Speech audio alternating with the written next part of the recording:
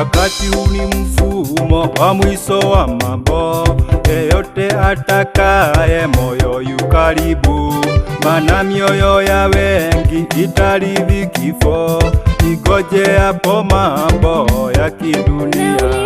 Nauliza mtazaliwa watu waaminifu, watoe ushahidi bila wasiwasi, mioyo yao ijuapo ni wasafi.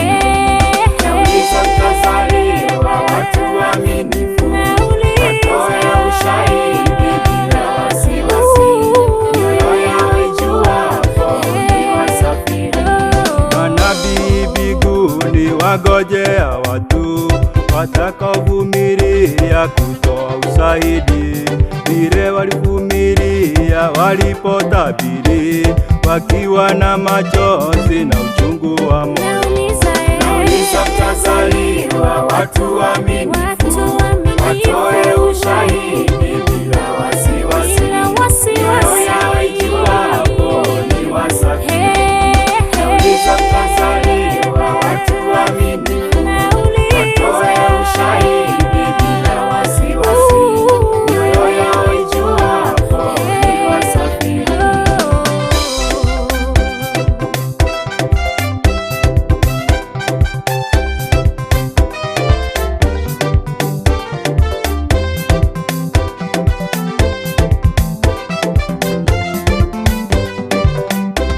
Sote twagojewa kitini cha hukumu, kile kimezungukwa na wale wazee 24 wana utakatifu na taji za dhahabu vichwani mwao.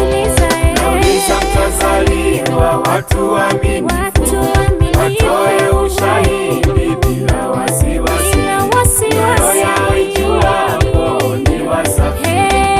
Nauliza mtazaliwa watu waaminifu, watoe ushahidi bila wasiwasi, mioyo yao ijuapo ni wasafi. Hao ndio walifanywa chama cha Yehova, ni kafara ya Roho Mtakatifu, maombi ya mapanda ya watakatifu, waabudu Yehova kusema amina. Nauliza mtazaliwa watu waaminifu,